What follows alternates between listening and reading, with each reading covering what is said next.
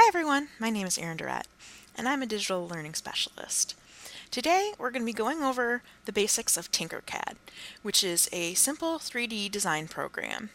If you're not familiar with CAD, don't worry, this is really easy to pick up and learn. It's very user-friendly. So I've actually created an account and logged in already in this tab, and this is the basic profile. You can see my name at the top. Things on the left include collections or any projects or anything that you're working on, and also all of the designs that you've been working on in the past. So you can see these are actually Minecraft chickens and Minecraft swords. I'm going to go ahead and click on Create New Design, and what we're going to work on today is making a Minecraft creeper. You can actually make anything that you'd like. To remind ourselves what a Minecraft creeper looks like, I'm going to go ahead and Google creeper so we can take a look. And we see that at the bottom there's kind of two square rectangle type shapes. There's a rectangle for the body and kind of a square-like shape for the head. So it's pretty basic when you put it all together, but those four blocks should create a creeper. So back to Tinkercad.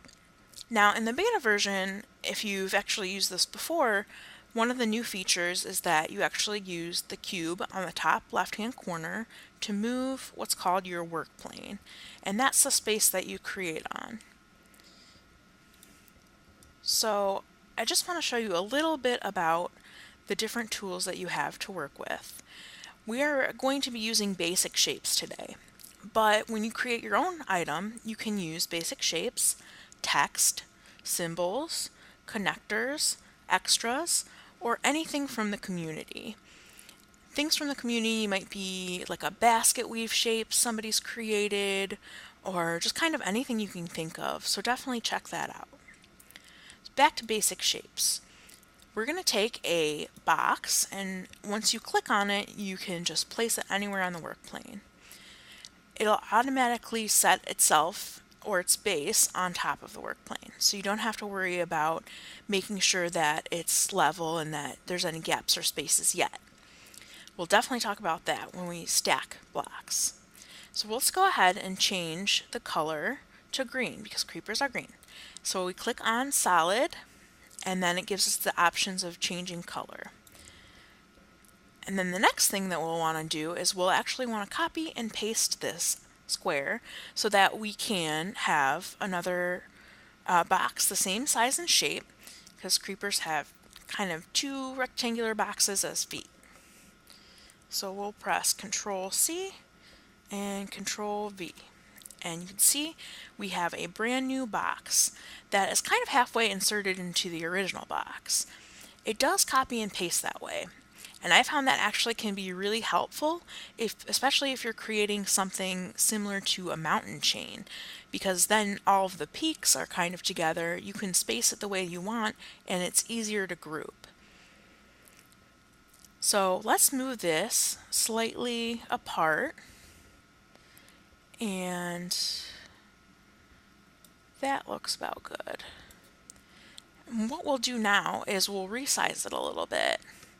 So let's go ahead, and all these white boxes are responsible for resizing the shape. So let's make it maybe, let's see, 23 by 23. That sounds good to me. And we'll do the same with the left box. So just click and drag. And one more. Oh, the wrong way.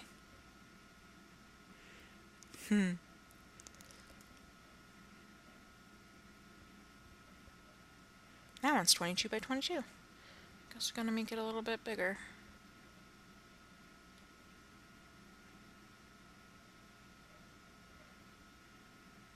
Alright, 23 by 23. And you might notice that this is actually in millimeters right now. And 3D printers are usually known to print in millimeters. When you choose like layer thickness, you usually choose that in millimeters. Although you can definitely design in inches. And you can even save that file as a 3D print file in inches, and then it will usually do the conversion for you within the printer. So we have our two cubes, And we're going to go ahead and just take a look at them, make sure it looks like they're pretty well lined up there, which is good. And the next thing we want to do is we want to place that rectangular shape on top of them. So remember, creepers have a long rectangular body. So the best way to do that is actually to place the work plane on top of those two boxes. So if we left click on the work plane and then put it on top of one box and left click again, it will move the entire work plane above the two boxes that we were using. So let's grab another box and put that on top. And then we'll just have to resize a little bit. And I don't want it to be too wide, because I think the bodies of the creepers aren't too wide. So, and we definitely want to move this higher so that it's a long, tall body. So this white box on the top will help us do that. If we left click and drag up, and that looks pretty good. I like that length. Let's go ahead and change the color to green so it matches. And then what we'll do is we'll move it around and take a look. Okay, so there's a little bit of a gap in the back, so maybe I want to shift this back a little bit.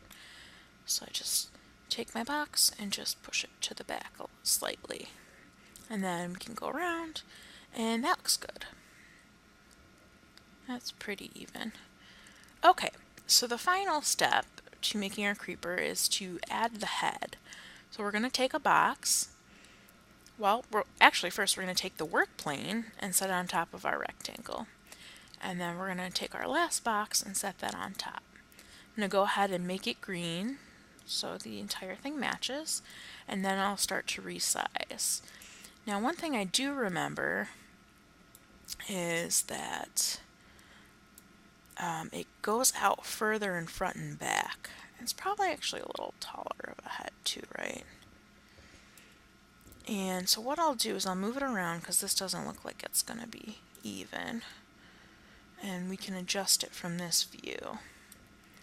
And then if we go around and kind of take a look, it does look like it needs to go over. See, it's not even hanging over the edge, so let's move it over a bit.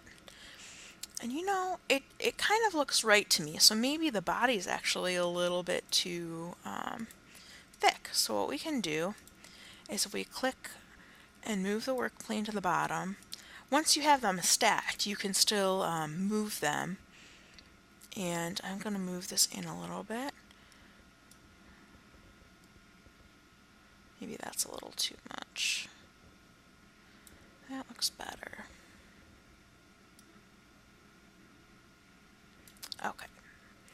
It's at 0, 0, which is good. It means it's center on the grid. And you can kind of play around with aligning it and moving it. I think I'm going to move the head a little bit over. Alright, so I'm pretty satisfied with the creeper. I think it looks pretty good. Now, if you have a scroll bar in your mouse, if you scroll down, it'll actually make it smaller, and if you scroll up, it'll make it bigger. So if you scroll down, you'll have an easier time of actually selecting all of it at the same time. And the next thing I'm going to show you about is grouping. So if you press Shift and you left click and drag, you can select the entire creeper all at once. And then I can click on Group.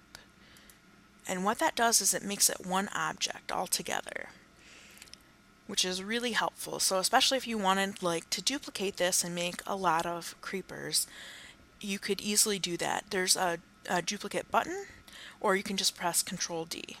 And you see we were doing Control C and Control V, but there's also buttons for that too. So let's duplicate this and then say, oh, you know what, that was a mistake. I really only did want one. You can easily delete it. So those are some very important features, but another really important feature is also holes. One thing I'll show you right before we go to holes is you have the option to ungroup something. So say you noticed you flipped around the creeper and you noticed that you need to fix a box. It's not quite right. You can ungroup it. You can adjust the box that you want to adjust. Let's put that up a little bit more. And then what we can do is click on Shift, drag it over the whole object again, and we can group it. I think I actually was missing the head that time, so there we go, and group it. So now it is one object. So I'm going to go ahead and actually delete this creeper because I want to show you about holes. And holes are the absence of a shape. Each time you bring a shape to the work plane, you have the option of using that object as a hole. So what I'm going to do is, I was creating a landscape the first time I was playing with Tinkercad, and I really wanted to make a wave. That I was really excited to try to figure out how to make a wave out of the shapes. So what I ended up doing was I took a round roof, and then I took a cylinder, and you see I'm actually going to do a hole of the cylinder, but for the hole to be shaped correctly, I have to rotate it. So I'm going to rotate it,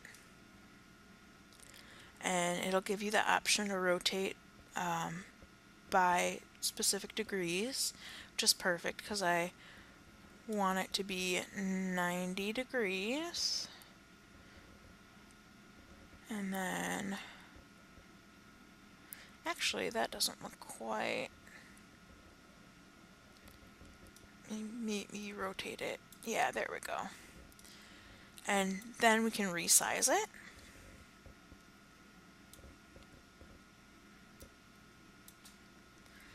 And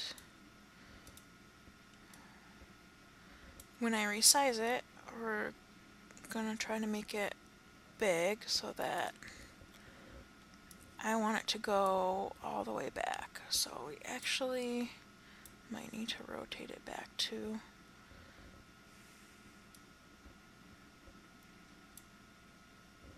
Okay.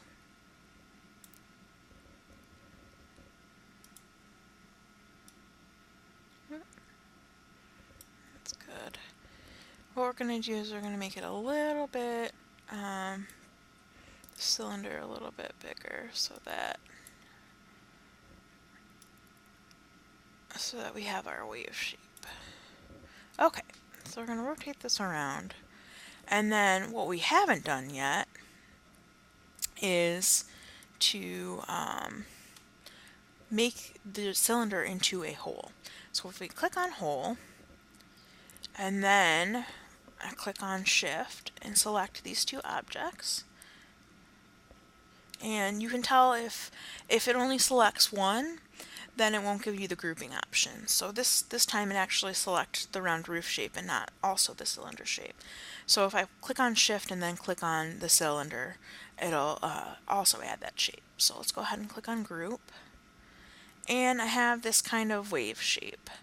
Now I rotated the cylinder not exactly perfectly, but it's kind of really cool. You have like kind of two waves there. And if you didn't want this bottom part here, you could actually make a hole and cut that off. It also kind of looks like a fin, which would be cool if you're doing like a dolphin or shark.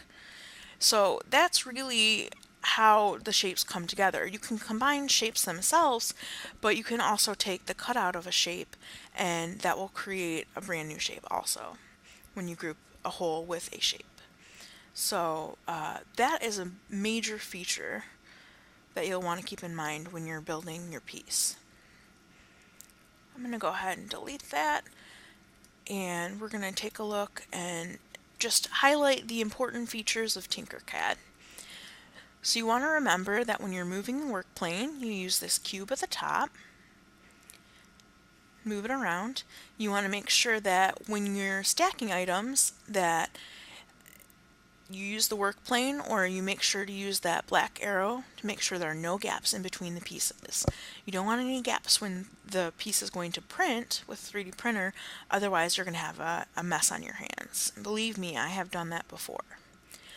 Then there's also the copy and paste function, the duplicate function, the delete function, and if you ever make a mistake, there's an undo, which is super helpful. Say you accidentally deleted something and you didn't mean to, you can click on Control Z or you can click on the undo button and it will return you to where you were working on before. And then you also have your group function, your ungroup function. There's a mirror and flip function, which helps you completely flip the object. And it gives you the options of how to flip the object. And it'll show you an outline of if you were to flip it, what it would look like, which is really great. So if you wanted to duplicate and flip it and kind of create this hole cut out in the middle, you could absolutely do that. And then, most importantly, is to remember to have a good time. So I hope you enjoyed this brief tutorial of Tinkercad. Remember to have fun and be creative when you're designing your piece. Thanks very much.